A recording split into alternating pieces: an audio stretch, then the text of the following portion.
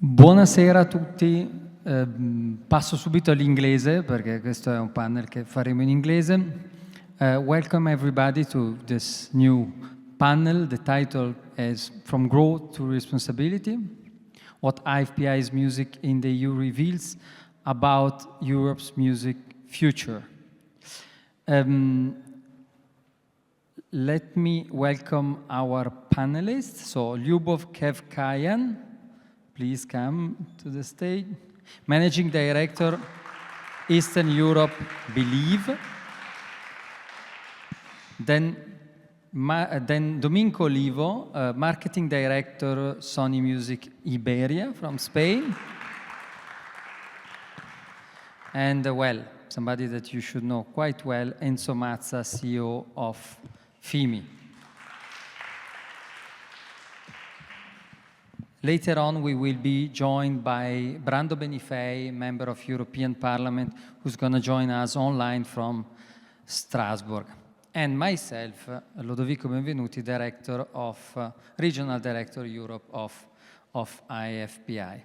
So let me start with a very short presentation of what's the object of our conversation, which is our Music in the EU report. So, which is,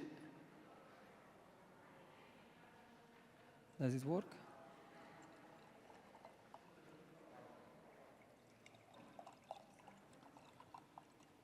Okay, great. So, just let me very rapidly introduce you to IFPI. IFPI is the international organization representing the music industry worldwide, and I am the director of the European office. We have in Europe 22 in the EU, 22 national groups, and so we are quite well spread across the continent.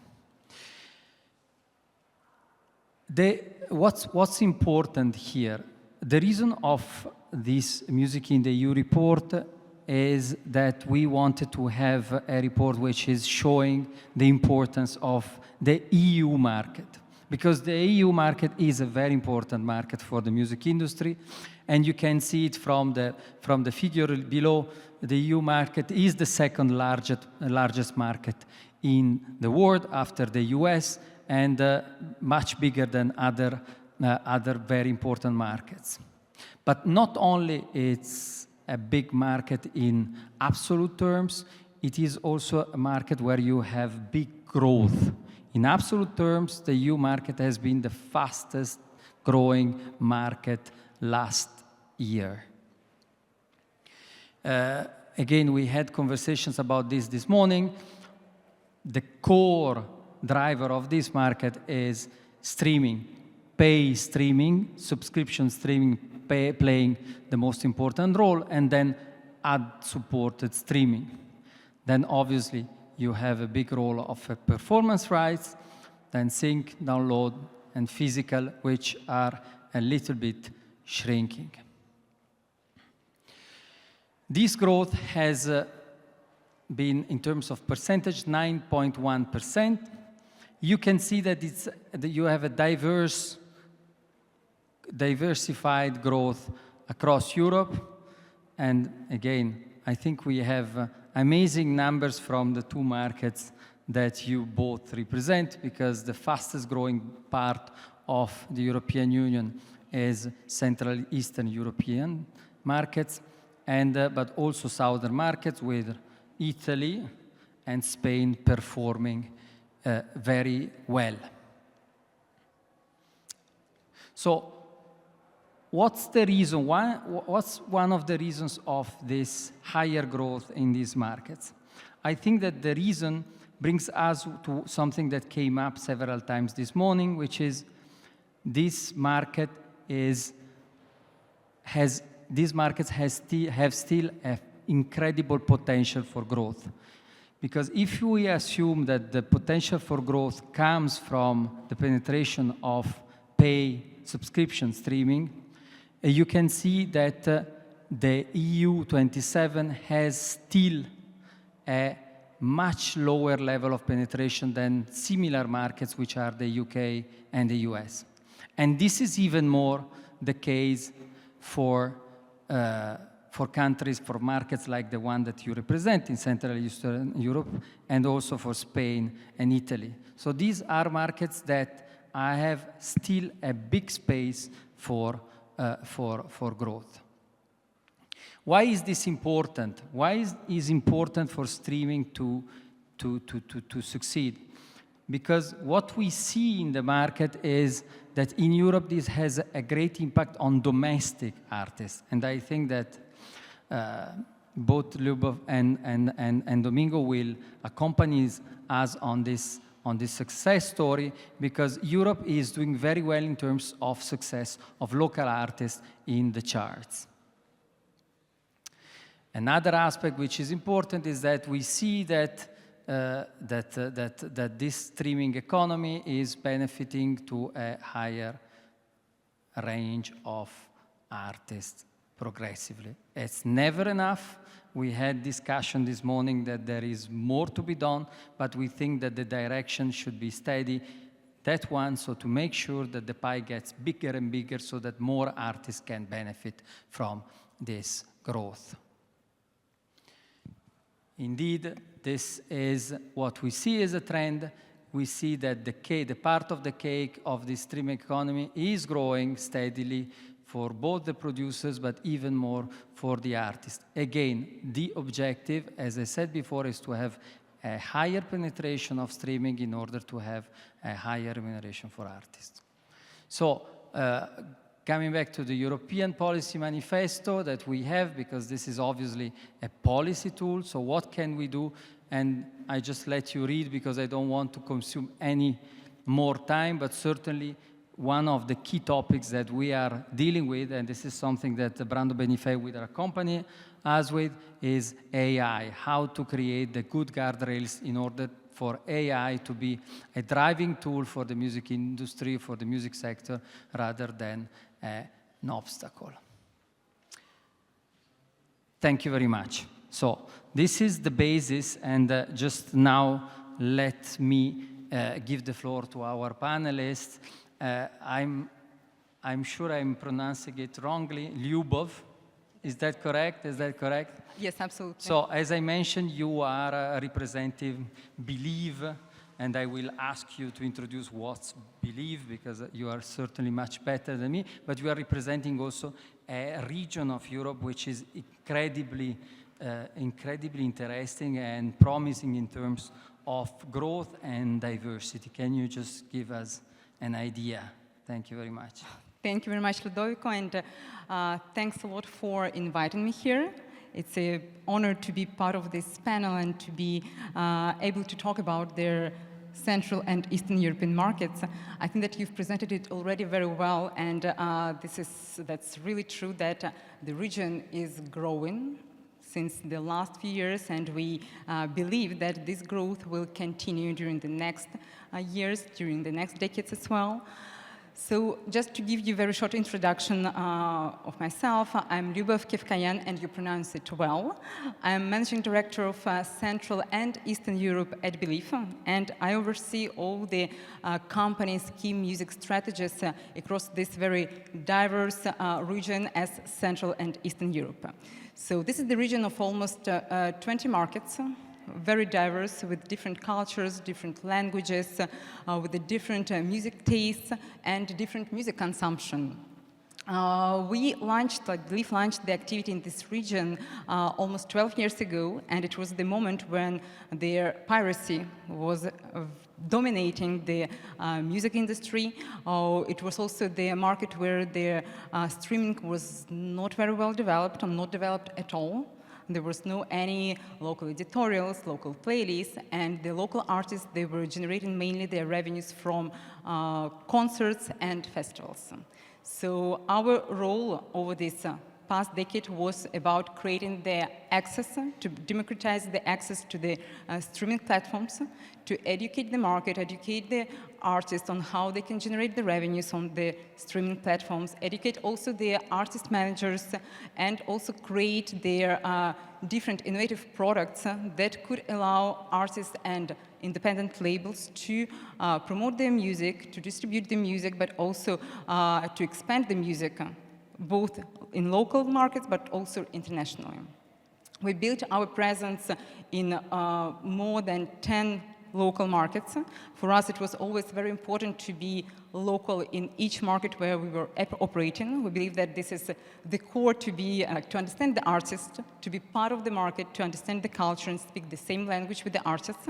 So for us, it was the main mission to be local in order to achieve maximum coverage and to understand how the local markets operate in order to bring value, to create value for these regions.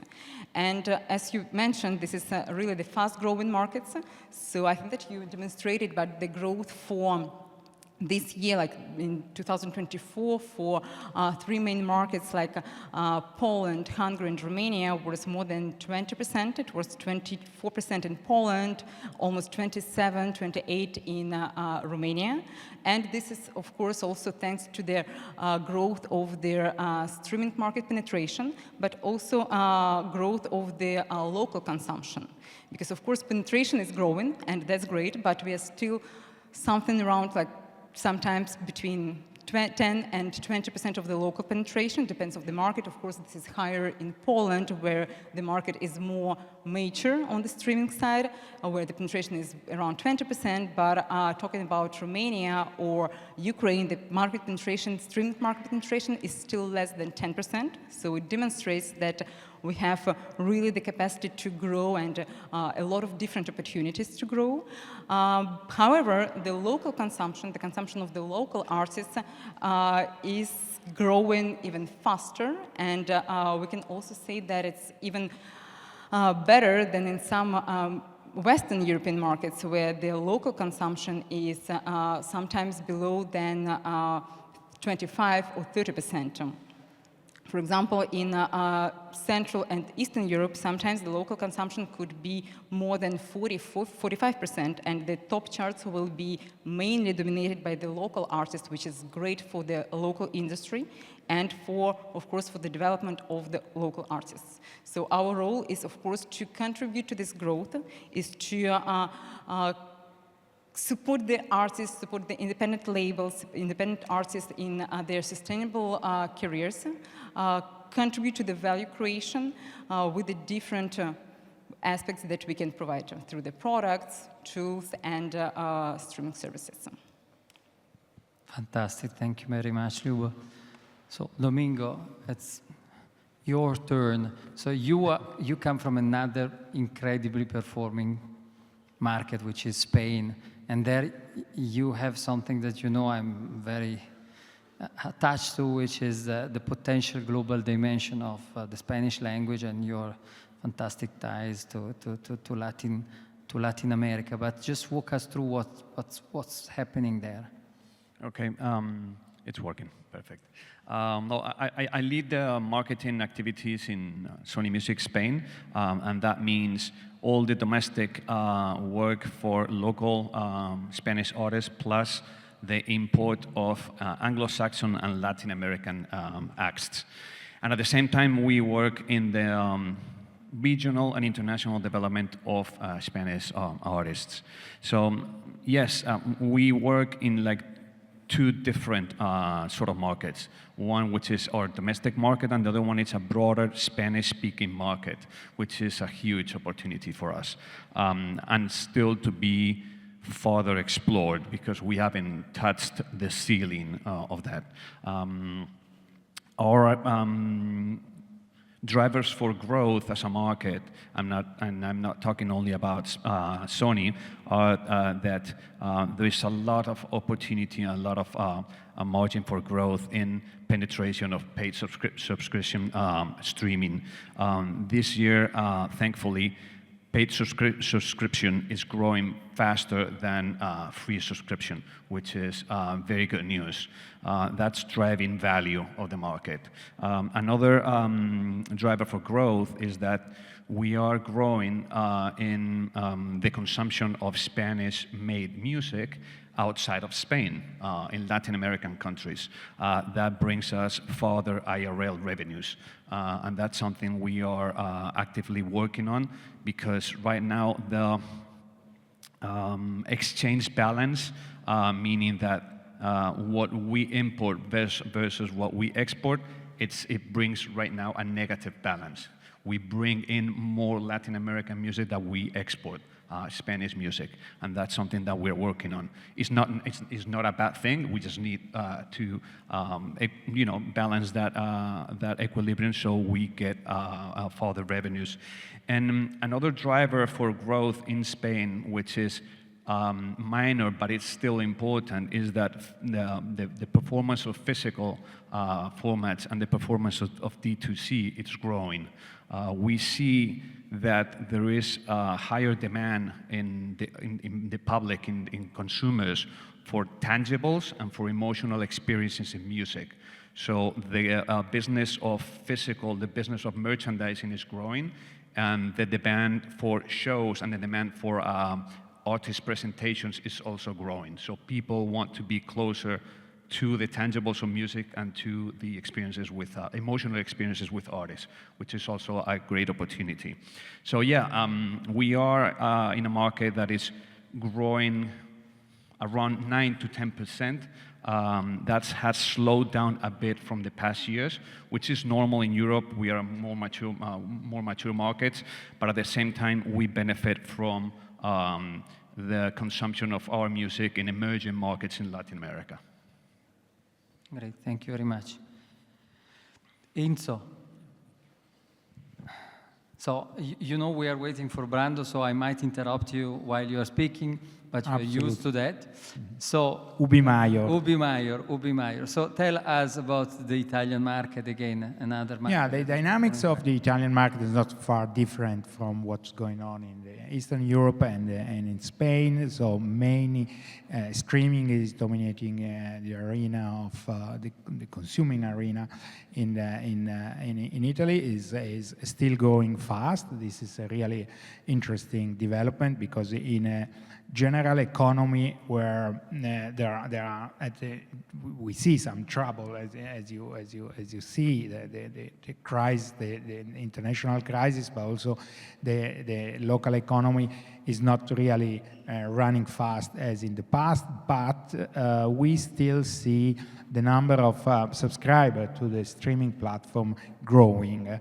This is a absolutely positive feedback.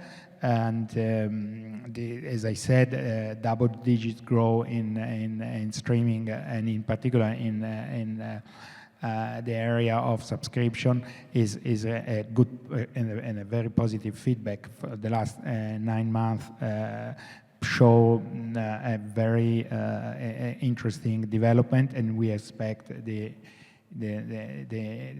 current year to be up around 10% as a global revenues.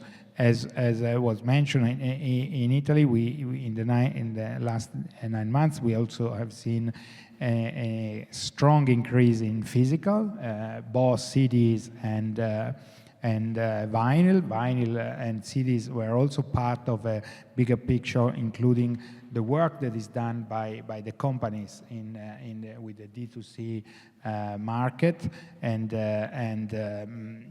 this means that a lot of super fans are moving into the music market in Italy, where as you compare, for example, it's interesting to compare, for example, the physical market to live concert, because there are two things that are really where people are putting money by themselves because they want to get this emotional piece of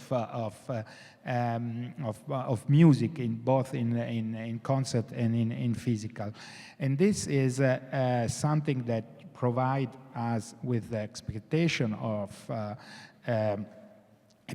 a positive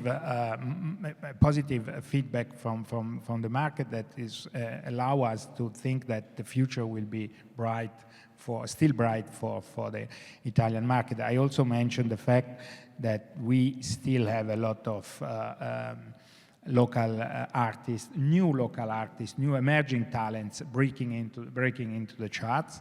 And this is, we had an entire new generation of artists that came out in the last 10 years, and the average age went down.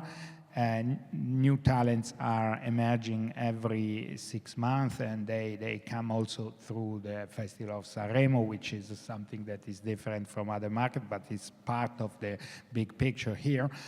And we have seen also that some of the institutional initiatives, like the music tax credit, was really key in helping companies to invest into the artists. There is a tax break for investing in artists, in albums, new albums for the companies, and this led to a lot of investment from both major and indie labels into the development of new artists.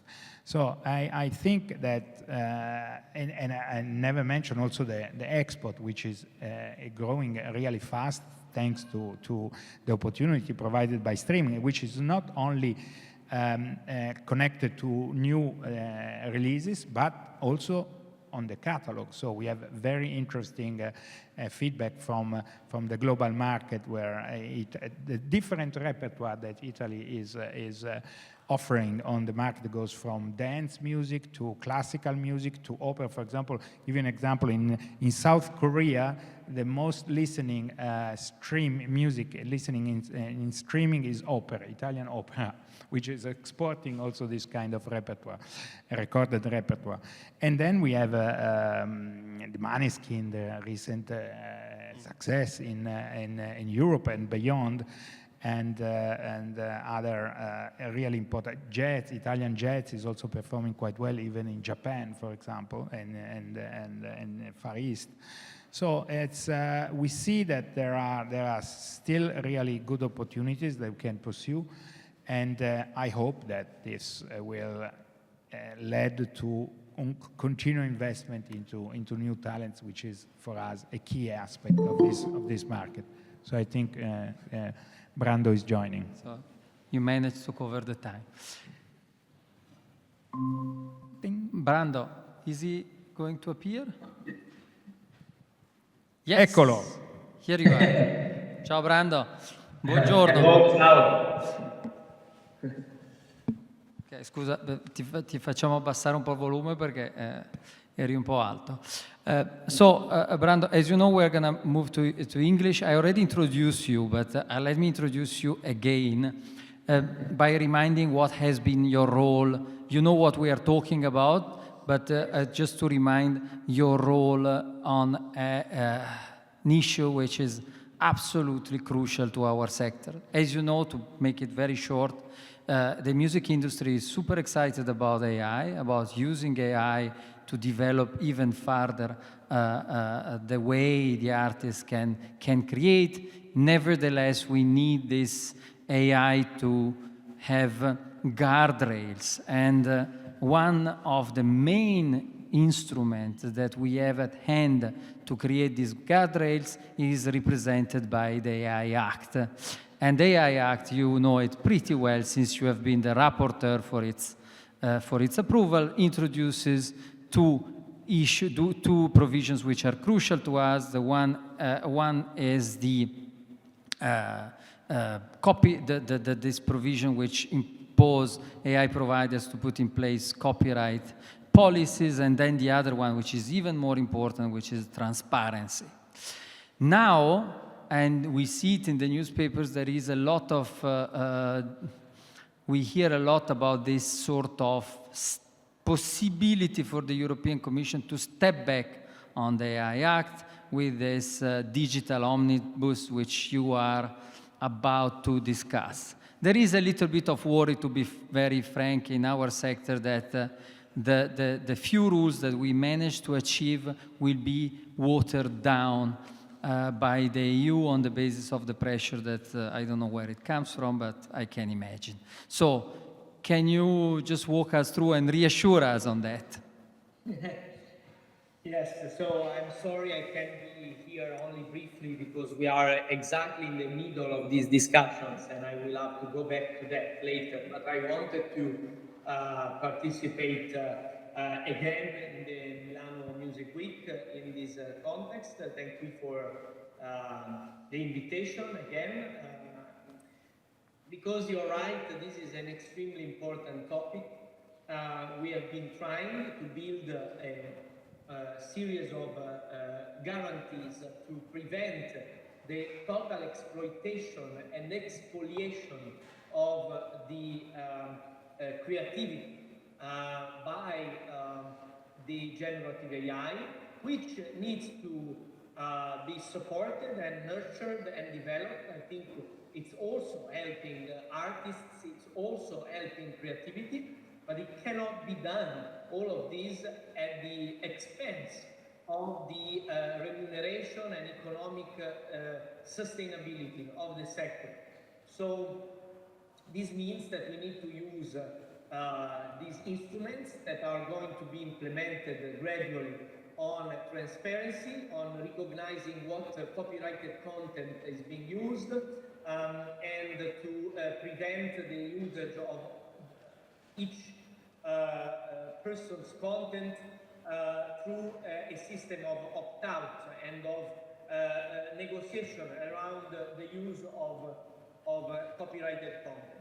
So we have been developing these instruments to, in fact, apply not new rules, but the normal rules of intellectual property and copyright on the new field of AI.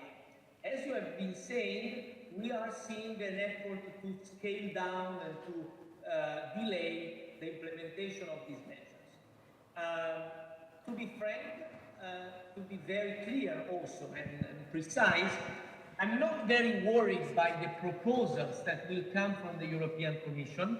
We will see them tomorrow, so we are very timely on the point, because tomorrow we will see these proposals to simplify certain procedures of the legislation, and we see if they will touch also these aspects that we are considering in our conversation tonight. But what I'm worried about is more the fact that for how the system works in the European field, the legislative process, we risk that in front of a proposal coming from the Commission tomorrow, there will be the risk of further watering down the law by certain governments and certain political forces that are eager to make a certain big tech companies happy, to be very clear. Because this is a matter that has a big economic value. That is, it's a matter of a big possible reconfiguration of the value chain of AI that is based today in exploitation of creative material without remuneration. So there is a lot of pressure. And I see the risk of a proposal coming from the Commission that maybe will not be so radical in blocking this effort, but then whose basis will be further worked on by Parliament and Council, so the governments and the European Parliament. And what we read is that the proposals might become more problematic with the advancement of the EU. So we will need to be very attentive, and we need to be very vocal to make your voice heard by the governments, the policymakers at the European level, to avoid this slippery slope. Because we need instead to defend creators' rights, to defend right holders, so that we prevent exploitation of creativity. Thank you very much, Brando. And let me just conclude and comment on your message by, we have been showing today a success story about Europe, which is the success story of a music market which is growing, and it's a European market which is growing. So I think that we need together to bring forward this message that we have a strategic sector, which is the cultural sector, and we need to have rules which are putting this at the center of the stage and not like a commodity, because the tendency is to consider that culture creation is a commodity of technology. The reality is, in our view, it should be the other way around. So thank you very much. If you have nothing to add, I will just let you go to your very important work, and thank you very much for joining us today. Also from Enzo Mazza, who's here with me. Thank you. Bye. Ciao Brando, arrivederci. Ciao. E grazie a tutti e grazie per il lavoro che continueremo a fare assieme. Buon lavoro, arrivederci. Grazie. Presto. Grazie all'onorevole Benifei. Un applauso. Basta. Non lo sento. Exactly, deserves it.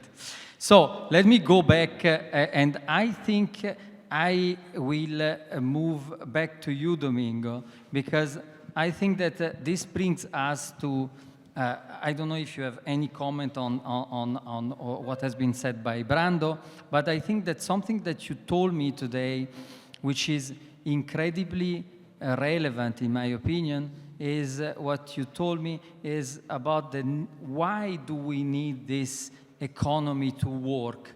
And you talked about the stability that this would bring to artists in their professional lives. So the idea that by having this cake to grow through streaming, but also through a responsible use of AI, you are creating this stability for the artists to grow professionally.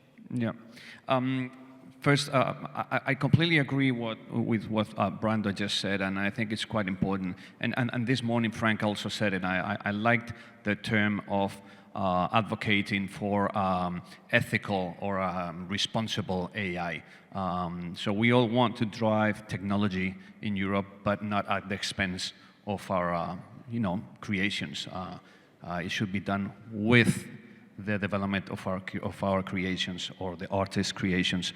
And why it is important, because you've probably heard many stories of artists that cannot actually make a living out of recorded music. And they need to go out and play in the streets. They need to go out to play in shows or in bars to have a sustainable future, or just to reinvest those revenues in their own careers. So I think that protecting their creation and protecting the facilities, the resources around them and the rights around them so they can increase their monetization is key. And having them and providing them those right scenarios for them to have a fair paid from streaming, it's important. So that has to do with increasing monetization at the same time, protecting the rights. Thank you very much. You want to add something? Yes, if I may add, and of course totally agree with also what Brando and you just mentioned. Meantime, I think that AI and Gen AI could be also a great opportunity for the music industry. It depends on how we treat it. Of course, it should be about the responsible AI, but it could be also about the value-created Gen AI products that could contribute to the growth of their music industry, to the growth of the artists, and it could be about the tools, about the Gen AI tools that will allow to artists to engage, like to have more engagement with their fans, with their audience, and to reach also the international audience. So this is also, of course, about the responsible AI, but also about their value-created Gen AI that is part of their business as well. But you anticipated what is my next question, because your region is something which I find fascinating, is also your effort across the region to make sure that your artists from specific countries find new audiences. So just walk us through this. Yes, thanks for this topic. I think that this is very impressive stories, and I can talk about it like for hours because we have so many examples coming from, let's say, the small regions, right, the small countries, but the artists from the small countries reached the international success. And of course, it could be also explained by their music genre, which could be, of course, very well exported, like dance pop, electronic music. We know that this is the genre which is could be exported easily comparing to others, and we have the examples coming mainly from Romania, which has dance electronic genre as one of their top music genre in the region, with the great examples coming from Ina, Minelli, Irina Rimes, Alexandra Stan, or even Ozon, We all know their tracks, and this is the Romanian, Moldovan artists who break out internationally, who reach the international audience, and not only international audience across the Central and Eastern Europe, but really international one. For instance, Ina, who generated more than 230 million streams over the past 12 months, more than 80% of her streams coming from outside the domestic market. And this is incredible to have the US, China, Turkey as the top countries from streaming for Romanian artists, for Romanian pop star. Then I would say that probably this is like, of course, a lot of examples around the electronic music, but we also have very great results for Polish artist, indie pop artist, Jan, who released his first tracks a few years ago and reached the international playlist in Germany, in Asia. After that, he sold out a lot of venues across Europe. This is also one of the examples how the artists, together with the record label, together with their partners, partners like our company, can support the international expansion. Probably the last example, if we still have time, is about the very niche genre as jazz. This is probably not the music genre that we think could be also expanded, but this year we released the album of Hungarian jazz band, New Fossils, and the band reached the international playlist, more than 30 international playlists across major markets, but also in Asia, and generated their first million of streams. So this is really incredible, especially for the first album, which is completely different from what we used to hear about their international stars. Amazing. Amazing story is this one. Enzo, probably you want to comment about the intervention from Brando, but also to what was said in relation to AI by the panelists. Yeah, not to mention the fact that Italy has probably the first law about AI that was approved 1 month ago, which is focused on the protection of a human-centric approach. So I think the law is nothing new compared to the AI Act, but provide us the message that this country is focusing on the protection of human creation.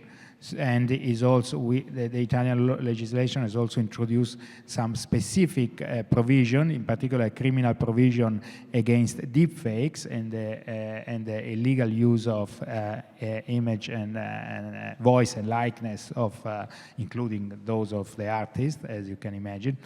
So we think that I was a little bit concerned about what I hear from Brando.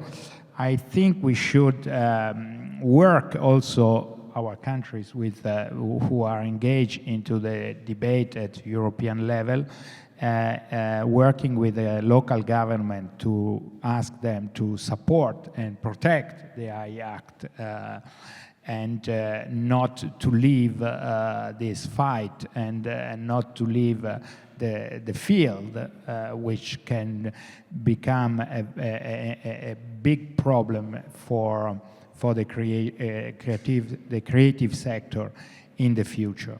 So I understand that the European Union is trying to find a mediation also, because we all know how strong is the lobby of the tech companies, in particular in this very moment with the support of the Trump administration. But I think we should not give up, and the government should take also a strong position on the field and be involved in this fight to protect the legislation and to protect the European content. Thank you very much. I think we have 5 minutes left. I'm sure I have other questions, but is there any question from the audience?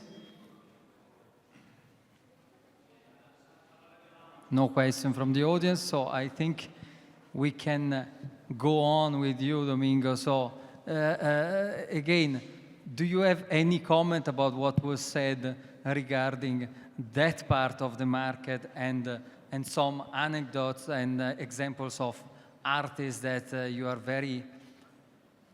working on, and they are, in your opinion, quite a good example of how a record company works and what are the opportunities and challenges of your markets? Well, I think there are four assertions affirmations to today's to the current music situation worldwide. The first one is that language barriers are fading away across the world in terms of music. Non-English songs are penetrating general global charts. We were just talking earlier, we saw that last week with Rosalia, an album in 13 languages, charting everywhere around the world. And regardless of she's Spanish or not, it was 13 languages. So that is a fact. Another one is that international charts are more diverse in terms of genres, languages, and even nationalities. We've talked about K-pop during the day, J-pop. We've talked about successes coming from any market. So that's another true statement. The third one is that the music world is more global than ever. And that means that, as we said, global hits may come from everywhere, but at the same time, local charts are flooded by local repertoires. So that's something also to take into account. And the fourth statement is that the most prominent emerging markets are in Asia and also in Latin America. That obviously is an opportunity for the roster I represent, which is Spanish-based, but I think it's also an opportunity for any Latin-based language, meaning that Italian, French, Portuguese also have opportunities to grow in Latin America. Yes, that's Romanian as well. Yes, we have the same vibe, but their artists, they are also singing in Spanish. This is not only about the English songs, like you said, but also about the adapting to the audience and reaching out the audience, which is outside their markets. And it could be language, but it could be also about the platform optimization and how the artist could be presented in the local markets, but also internationally, in order to really reach the fans everywhere. And there is no any barriers today. And that's great. That's mainly thanks to the streaming and to the digital. Enzo, do you have anything to add on this one? No, I totally agree with what we have said. I think we are living in an unbelievable time for music, for creativity, and as we heard today, there is Europe is really a big market with big artists and new talents that are emerging from different countries, and then can, first of all, looking into what are the opportunities in the European market, because we are, first of all, a unique market of different genres, but also different language. But as we saw with the recent case of Rosalia, we can people are listening more and more music, and they are really discover new music every day. So that is something that is really interesting. I think will lead us to a really growing market in Europe and also beyond, because as we said, we have the opportunity to explore the connection with the new markets. For example, I'm mentioning some Italian cases where Italian artists are doing featuring with artists from the Mediterranean region, from Northern Africa, from MENA, and even from the Far East and from the Eastern Europe. As you saw, we have a really Romanian dance artist featuring with Italian artists in the past, but still now there are the Italian dance music is connected with a lot of this market. So I see, I'm quite positive about what's going on here, and I think that we can lead to something substantial also in terms of revenue for the European market. So 16 seconds left.